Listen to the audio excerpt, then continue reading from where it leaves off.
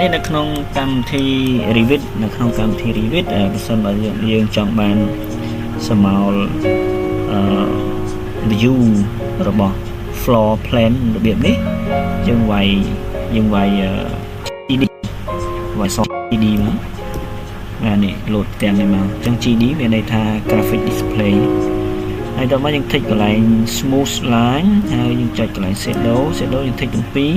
cast shadow ហើយនឹង show urban shadow យើងតោះមានទៅកន្លែង line នេះសាន់យើងដាក់100មកហើយ ambient line យើងដាក់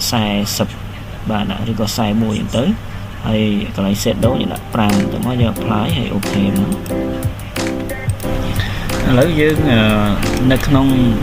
កម្មវិធី Revit នេះយើងចង់បានជញ្ជាំង wall នេះពណ៌ខ្មៅដិតអញ្ចឹង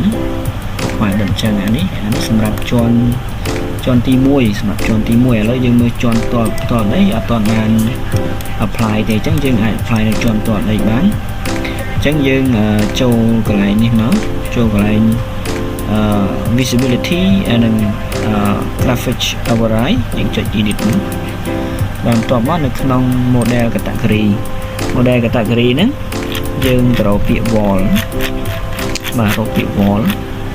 នេះ wall ហើយបន្ទាប់មកយើងកែ override របស់ wall នេះយើងយក solid បាទ solid ហើយយកពណ៌ខ្មៅហើយបន្ទាប់មកយើងយកត្រឹមលេខ3ចុះ weight របស់បន្ទាត់យកលេខ3ចុះហើយនេះយើងយកដូចគ្នាដែរ solid ពណ៌ខ្មៅដែរបាទបន្ទាប់មកនេះយើងយក solid ហើយពណ៌ខ្មៅដូចគ្នាអូខេ transparency យើងចាំបាច់កែទេហើយនេះយើងយក solid ដែរ solid ពណ៌ខ្មៅហើយយកលេខ3អូខេតបមកយើងយកដូចគ្នា solid ពណ៌ខ្មៅsolid បាទពណ៌ខ្មៅអូខេចឹងអស់ហើយយើង apply យើងអូខេនេះយើងឃើញ wall របស់យើងឡើងដិតពណ៌ខ្មៅហ្នឹងបាទករណីមួយទៀតយើងចង់ដាក់ពណ៌បាទដាក់ពណ៌ទៅទំហំរបស់បន្ទប់ក៏តាមឈ្មោះរបស់បន្ទប់យើងចូលកន្លែងមកចូលកន្លែង color scheme នេះចុចកន្លែង color scheme ហ្នឹងមកហើយយើងយក room យើងយក by name បាទចុច by value នេះមកអូខេ apply អូខេបាទនេះគឺជាពណ៌ដែលដាក់ទៅតាមទំហំរបស់បន្ទប់បា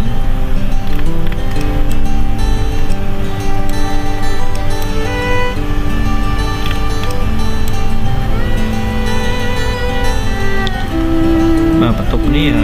2ម៉ែត្រការ៉េណាពណ៌អូខេមួយទៀតនៅកន្លែងយករបស់កណ្ដាលនេះយើងក៏អាចដាក់កន្លែងវារំដាលនេះយើងអាចដាក់ពណ៌វារំដាលបានយើងត្រូវ separate ចូលកន្លែង room separate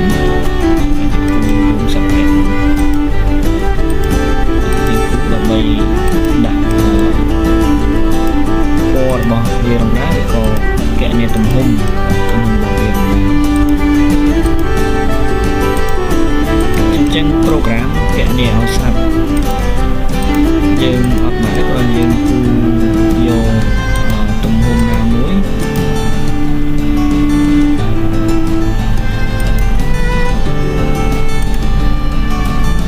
មកយើងគូលក្ខណៈបិទចិត្តចឹងមកដើម្បីឲ្យ program គណនាពីទំហំកន្លែងតោះយើងដាក់កន្លែង room នេះចឹងនេះគឺជាវារំដាលយើងអាចរបស់វារំដាលគឺ2កន្លែងចឹងយើងកែកន្លែងនេះហើយដាក់ឈ្មោះថា balcony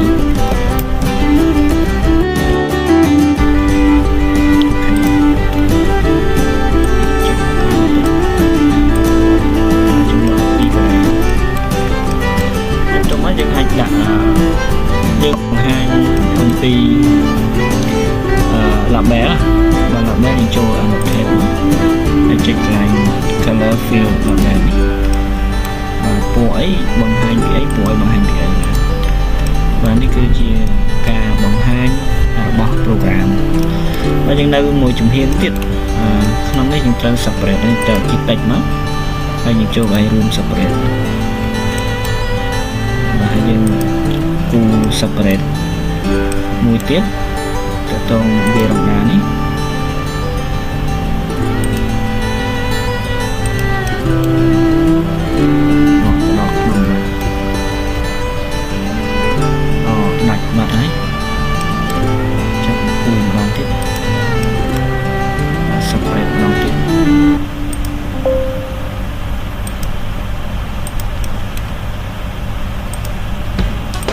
ចំកណ្ដាលហ្នឹង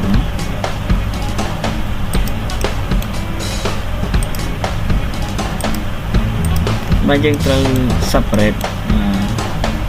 កន្លាផ្ទៃដើម្បីឲ្យ program គណនាហើយនឹង highlight ពណ៌ឲ្យ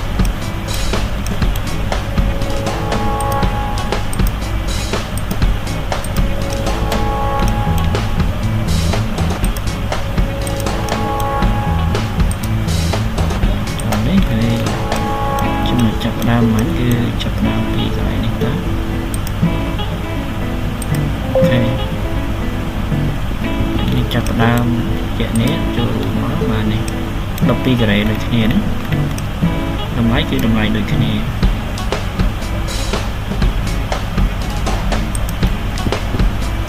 េះកែឈ្មោះហ្នឹង Balcony 12ការ៉េ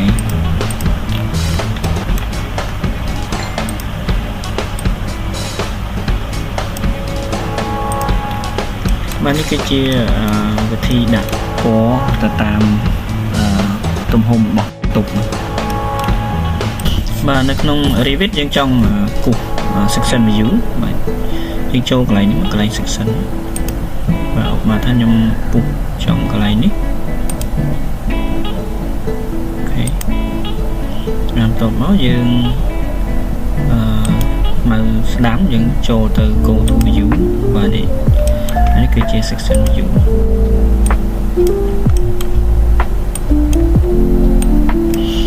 បាទហើយអានេះយើង high ចូលកន្លែងhigh in view element នេះយើង high ដែរ element បាទនេះយើងបាន section view ហើយយើងនឹងដាក់កម្រាស់បាទកម្រាស់ដែលយើងកាត់ដូចជាកម្រាស់ប្លង់សេអានឹងកម្រាស់សសរកម្រាស់ជាងអញ្ចឹងយើងអាចចូលទៅក្នុងកន្លែង visibility graphic edit បាទហើយយើងចូល model category យើងរកពាក្យ floor ពាក្យ floor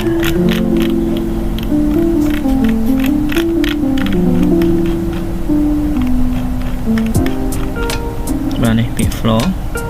ហើយយើងចូល override នេះ solid fill ពណ៌ខ្មៅបាទហើយនេះ solid fill ដែរពណ៌ខ្មៅអូខេ solid ពណ៌ខ្មៅតមកកម្រាស់យើងយក6អូខេដល់ហើយយើងកែនៅកន្លែង wall ដូចគ្នាដែរអានេះ wall អូខេ solid fill បាទអូខេហើយយើង apply បាទនេះវានឹងចេញរបៀបនេះវាចេញរបៀបនេះតាមពិតកន្លែងនេះយើងត្រូវមានធ្នឹមមួយទៀតត្រូវមានធ្នឹមកន្លែងនេះតែខ្ញុំអត់បានគូនៅក្នុងនេះណាអូខេហើយប្លង់នេះគឺជា section នេះយើងដាក់ជាប្រភេទ section យើង rename section នេះមក section BB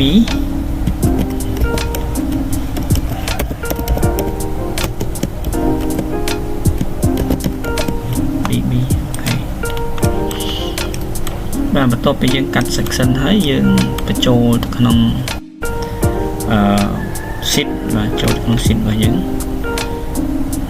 អូ ok ហើយយើងចុចកន្លែង sheet នេះ sheet យើងចុច new sheet ហើយខ្ញុំយក horizontal នេះ B11x17 horizontal អូខេបាទហើយយើងកែឈ្មោះមកកែឈ្មោះ skin មកយើង section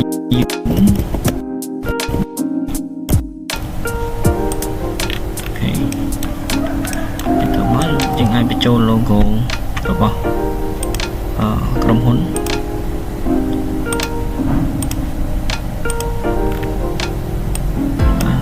OVM Design Service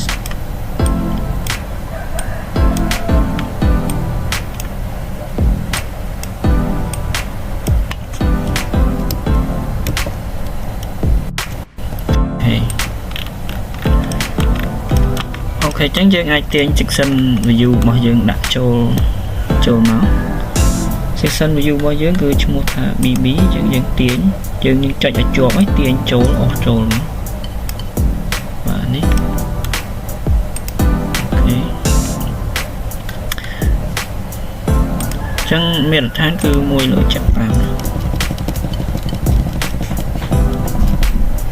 ប៉ាចាំរបបអីគេ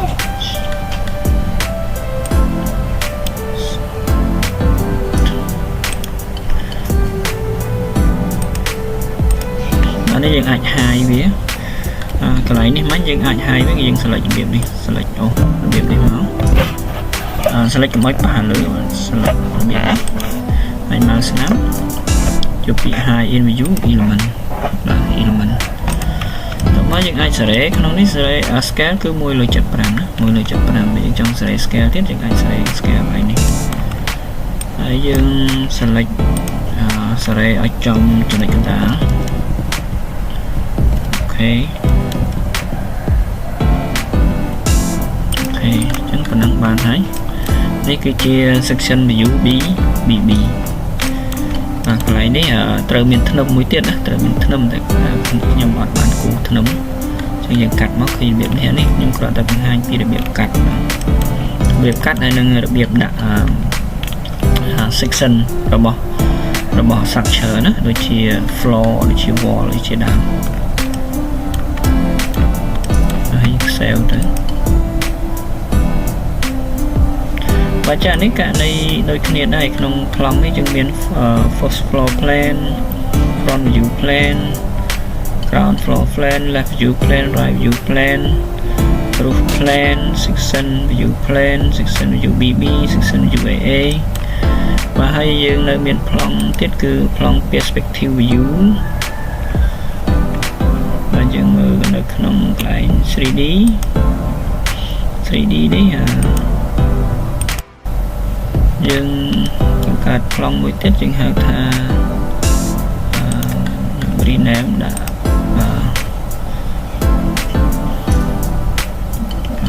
perspective view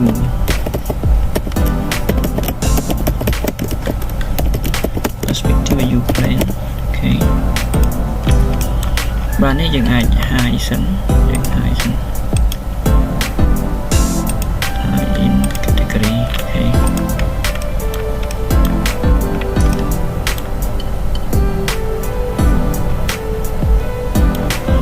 scale គឺ 1/75 ចឹងយើង save មួយហើយបន្ទាប់មកយើងអាចដាក់កន្លែងនេះជា section view plane យើងបង្កើត sheet មួយទៀត new sheet okay perspective view plane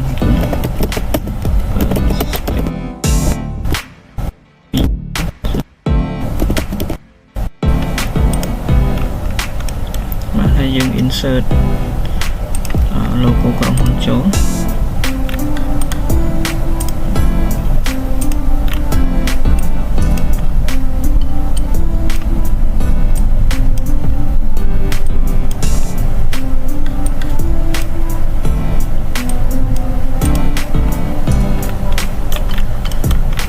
ហើយបន្ទាប់មកយើងទាញ perspective view plane យើងមកនេះកន្លែងនេះយើងទាញចូលបាទ scale គឺ 1/75 ដែរ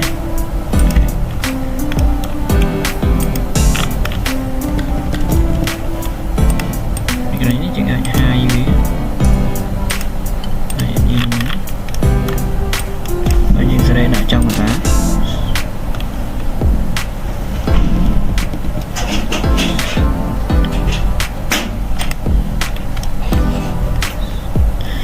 បាទគឺរបៀបហ្នឹងណារបៀបដាក់ perspective view plane អូខេអញ្ចឹងនៅ view ប្រភេទទៀតផ្សេងទៀតយើងអាចដាក់ចូលតាមរបៀបហ្នឹងមកបាទនេះករណីយើងចង់ print បាទយើងចង់ print sheet ទាំងអស់